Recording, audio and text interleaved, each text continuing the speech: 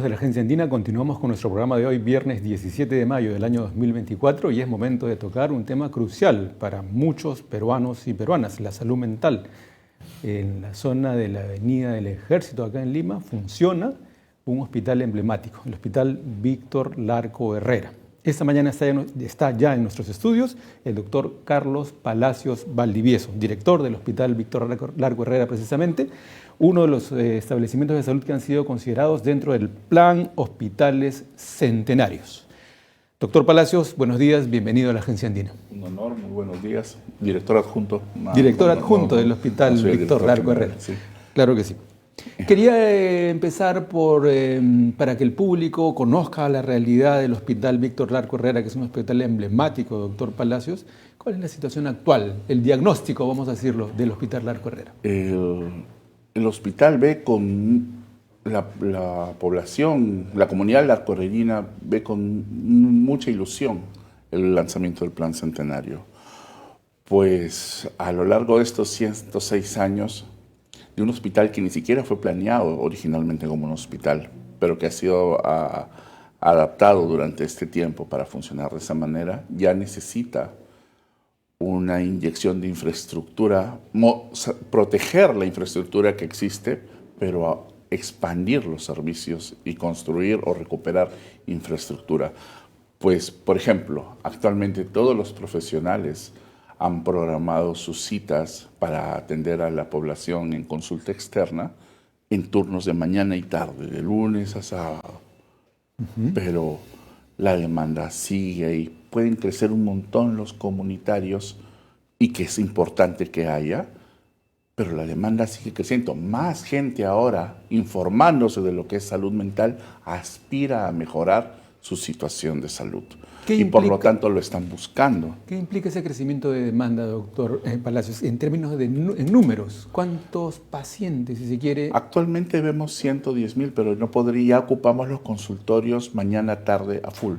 Es decir, si la demanda sigue creciendo y yo no puedo producir, no puedo programar más citas.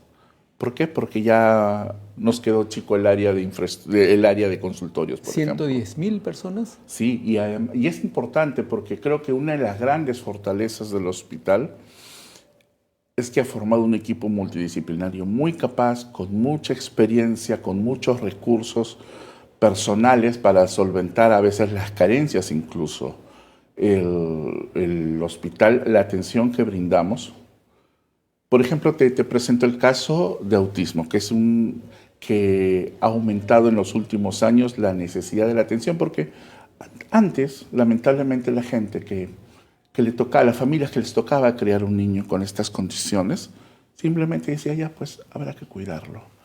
Pero ahora la ciencia nos permite insertarlo en verdad socialmente. Antes no se buscaba ayuda, ¿no? Antes no se buscaba ayuda, pues estaban encerrados, ni los contaba. Tú dices, ahora han aumentado, no han aumentado, ahora ha aumentado el diagnóstico. Los casos estaban ahí. Quizás es como el subregistro de violencia. Antes no había violencia, sí, pero la gente pensaba que se normalizó. Normal, claro. Ahora ya se dice, no, ¿qué vamos a hacer por ellos? Doctor Palacios, ¿y cuántos trabajadores, vamos a llamarlos así, considerando personal médico, asistencial, administrativo, que es igual de importante para que todo funcione? Por cierto.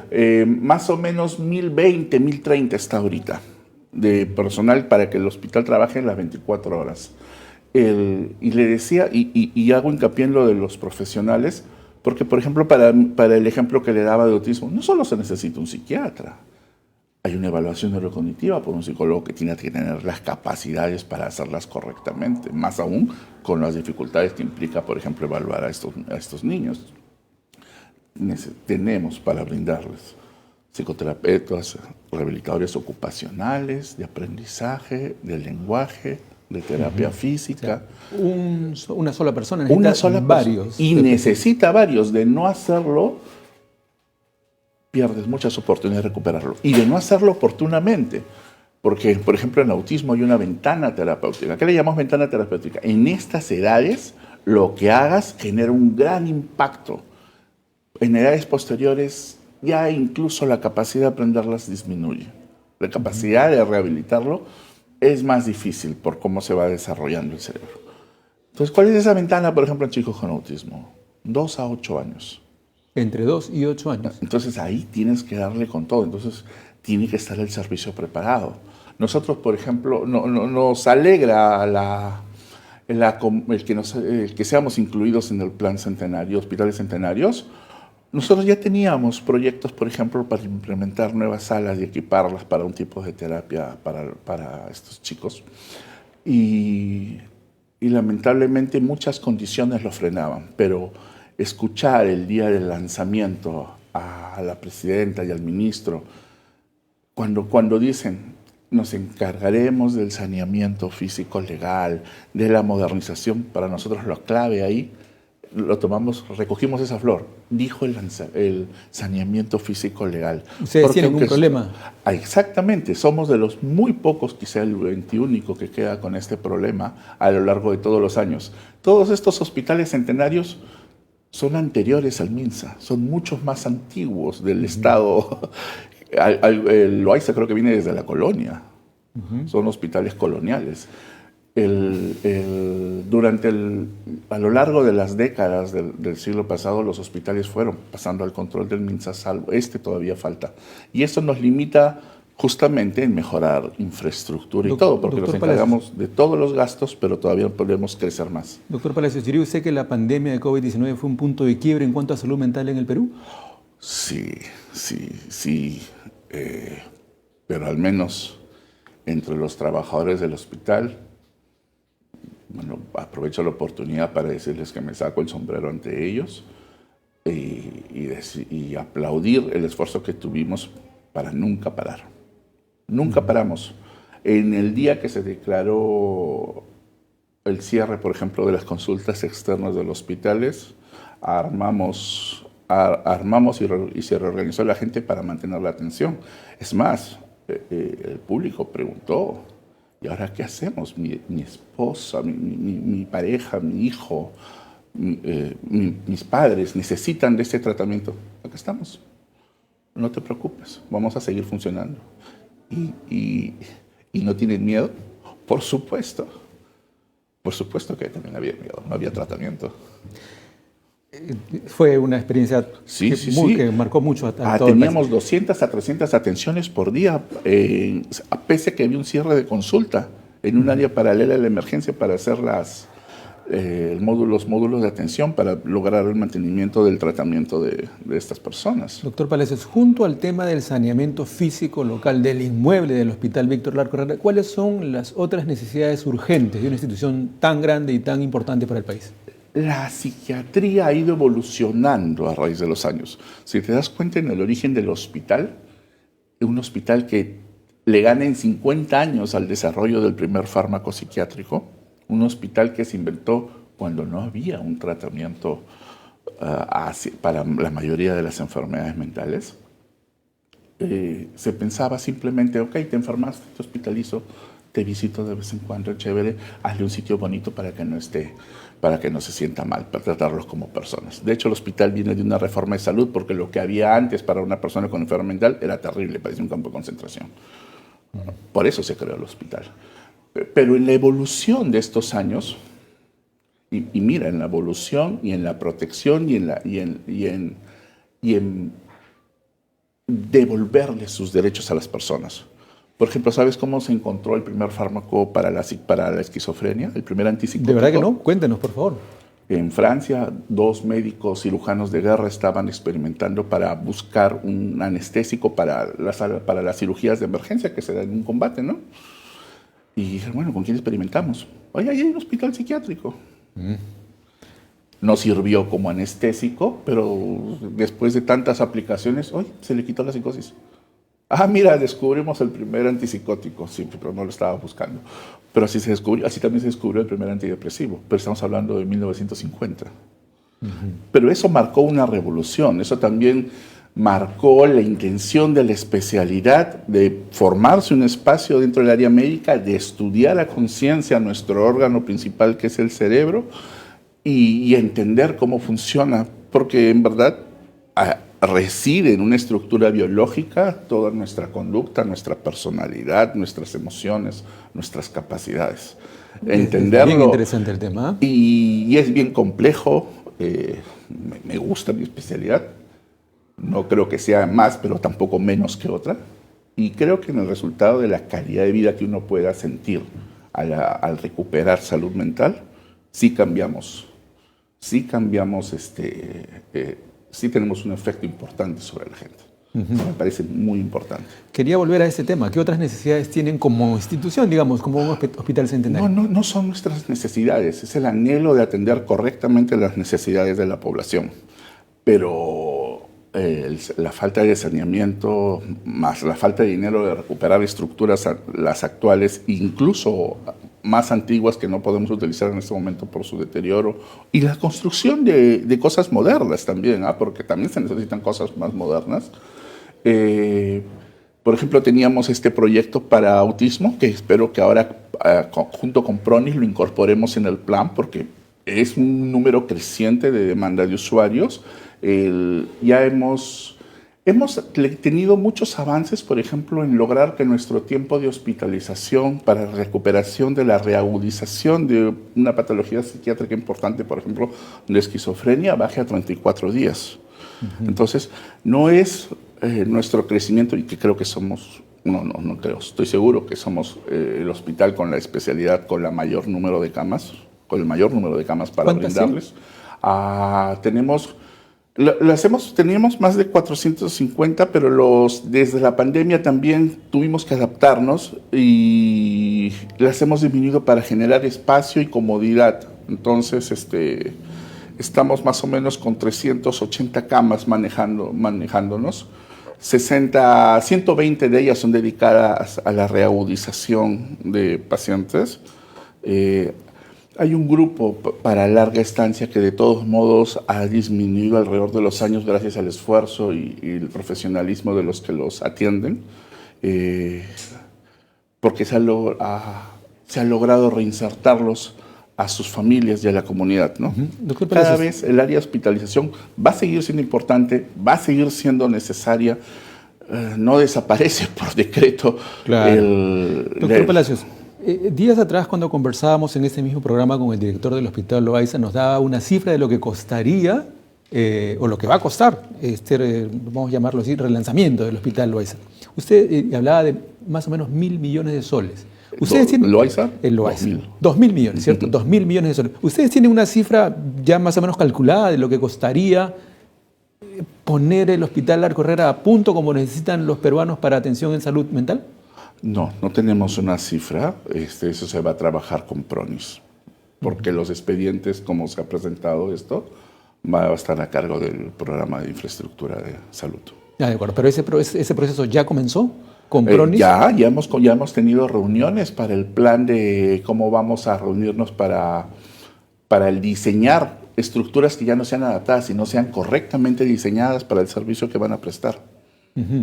¿Y cuándo más o menos se calcula que van a tener ya el proyecto más o menos estructurado? Para tener una idea. Porque claro, hay una frase... El punto clave es el saneamiento primero. Doctor Palacios, hay una frase que circula siempre en gestión pública: lo que no está en el presupuesto público no existe. Sí, eso es muy importante. El tema es que nosotros no hacemos el presupuesto público. Claro, pero pueden decir cuánto es lo que se necesita, ¿no? En ese trabajo con PRONIS. Sí. No tengo un número, pero el hecho de ser monumento histórico, y todos los centenarios lo son, te puedo decir que encarece mucho todos los proyectos. Hay que, digamos, sacar provecho de que hay una intención de poner a punto estos hospitales centenarios, ¿no? No solamente intención. Creo que en salud mental los últimos gobiernos, y diría que no es tanto por el esfuerzo de los gobiernos propiamente dicho, sino por el funcionario que está un poco más atrás, que está empujando en el sentido correcto esta reforma de salud mental, ha habido un crecimiento muy importante y aún muy insuficiente, porque no partimos de cero, partimos de más atrás, ¿ya? Antes, si usted retrocede solamente 15 años para atención psiquiátrica, ¿qué tenías en el Perú? Tenías al Larco Herrera, tenías a Valdizán, Hideo Noguchi, tenías al Noguchi, tenías por ahí un esfuerzo en Piura, un esfuerzo en Arequipa y uno en la selva, que incluso una supervisora de derechos humanos dijo, no puede existir esto no es un hospital. Y no había más. Y eso hace 15 años nada más. Y eso hace 15 añitos nada más. La reforma de salud mental, la aparición de los centros de salud mental comunitario, que cada vez reciben más gente. Ahora hay en casi todas las provincias del Perú. Estamos, creo que, bordeando los 400 centros de salud mental comunitario. Hay ya una cantidad importante de hogares protegidos. Todavía no hay ninguna residencia protegida. Y creo que esto vale para que la población conozca cómo acceder al sistema de salud. ¿Qué es un centro de salud mental comunitario? Es un centro de salud en el primer nivel de atención de salud, por lo tanto está muy cerca de tu comunidad. Probablemente cuando tú googlees esto va a salirte una página del Estado peruano y te van a aparecer todos a nivel de distrito, dirección, teléfono, cómo obtener su cita. Ahí hay un psiquiatra, pero no siempre. A veces hay médico de familia, a veces hay un médico de primer nivel, porque no somos tantos psiquiatras. ¿Cuántos son en el país? No tengo el número ahorita, pero es muy insuficientes para la necesidad, en verdad. ¿Qué, pues los estudiantes no quieren ir a la especialidad de psiquiatría? No, habían muy poca. Cuando yo hice mi especialidad éramos 2, actualmente son 14 por año, en mi sede. Ajá. Entonces, pero la sede después implica, bueno, ¿y quién va a financiar a este muchacho? Tienen que acceder tanto el ministerio, porque es una plaza del ministerio, un residente. Uh-huh. Junto con esto que usted mencionaba, esta importancia de que se hayan establecido centros de salud mental comunitario en distintas zonas del país, también habría que trabajar ese otro nivel que es más bien de percepción y que tiene que ver con la subjetividad de algunas personas, que dicen que ir al psiquiatra es una cosa como que... Importantísimo lo que ha dicho, y es un esfuerzo de la institución constantemente contra el estigma. Todavía hay muchas personas que piensan que una enfermedad mental es igual a hospitalizarle y tira la llave. Y no es así. Y no es así para nada. Es más, la inmensa mayoría, por ejemplo, hablando de una patología que sí es muy severa en el compromiso global de las capacidades de una persona como esquizofrenia, la mayoría de ellos nunca ha pisado una sala de hospitalización, no lo ha necesitado. Que la población aprenda sobre lo que es una enfermedad mental y borre el estigma y acceda prontamente a ello, a su atención, cambia totalmente el pronóstico de la enfermedad. Tan igual que el cáncer. Una cosa es que te lo descubran apareciendo y otra cosa es que te lo descubran 2 años después.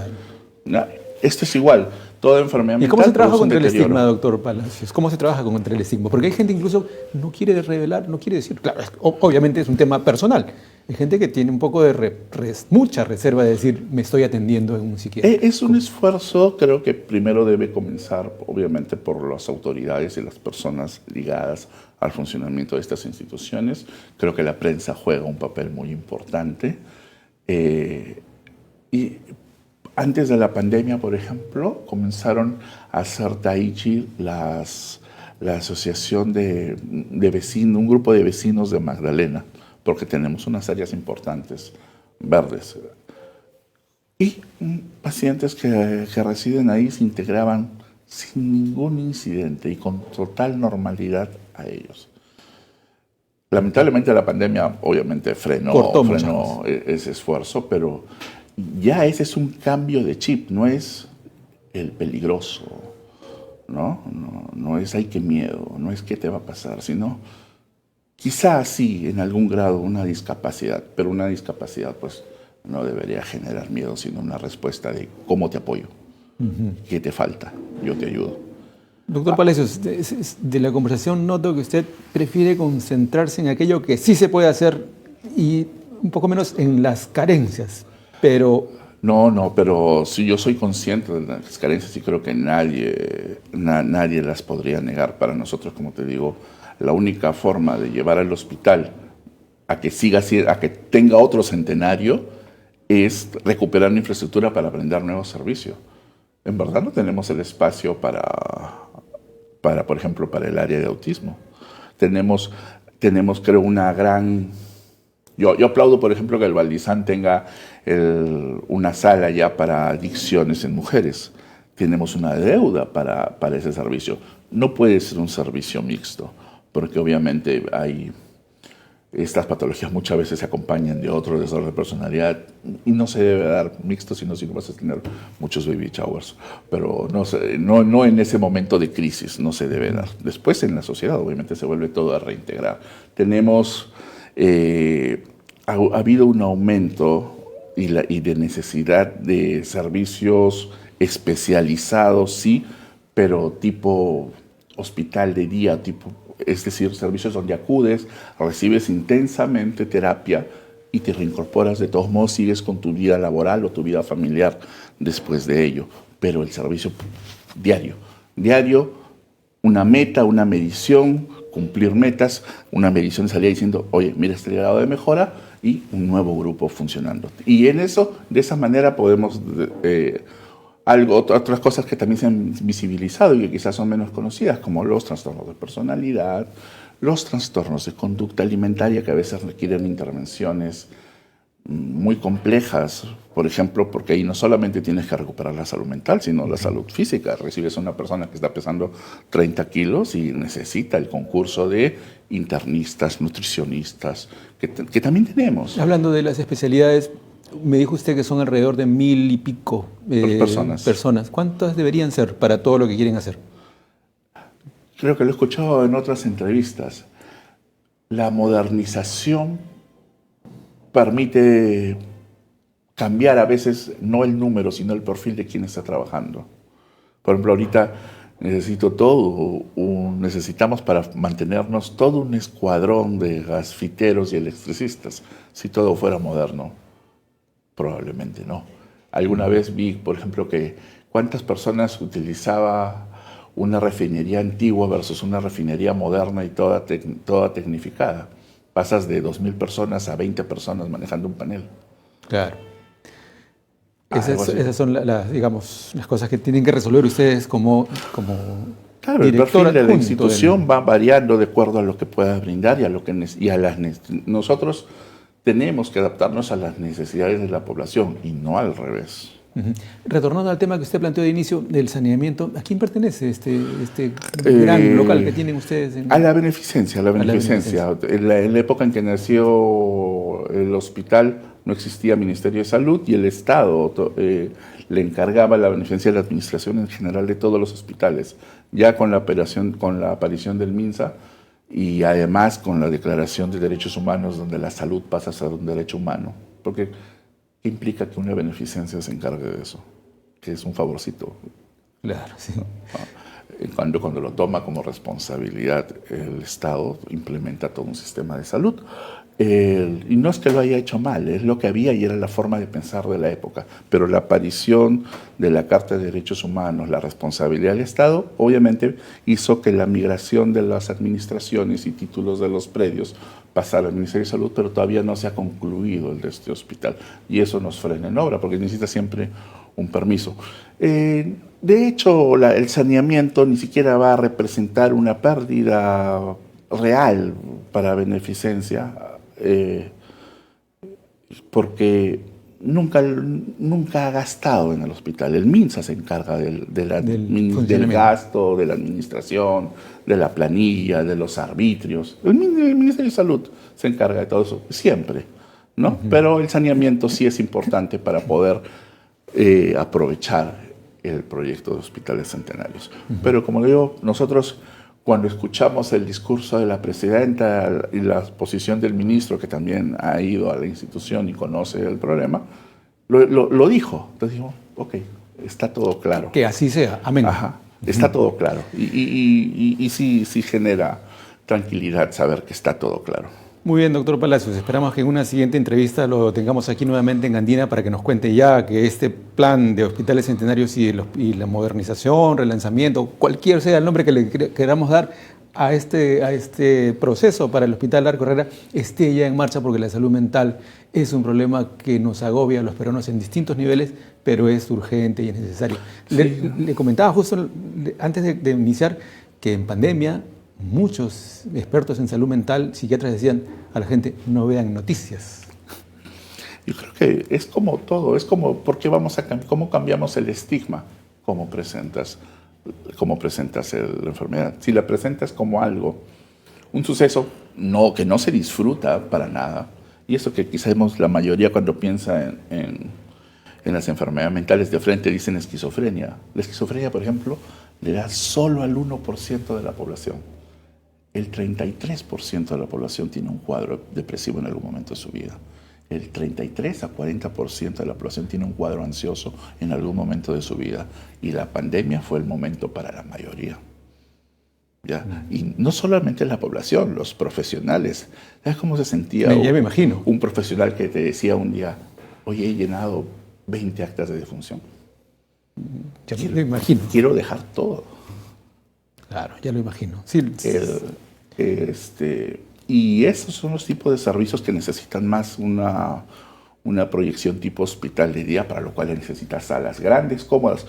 Yo creo que el Ministerio de Salud puede y debe brindar un servicio tal cual la mejor clínica. Y creo que la población se merece entrar a un servicio que tenga esas características. No solamente basarse en la calidad de su profesional, sino también en la calidad de la infraestructura que brinda. Creo que sí tenemos a los mejores profesionales, sí, de eso sí estoy convencido.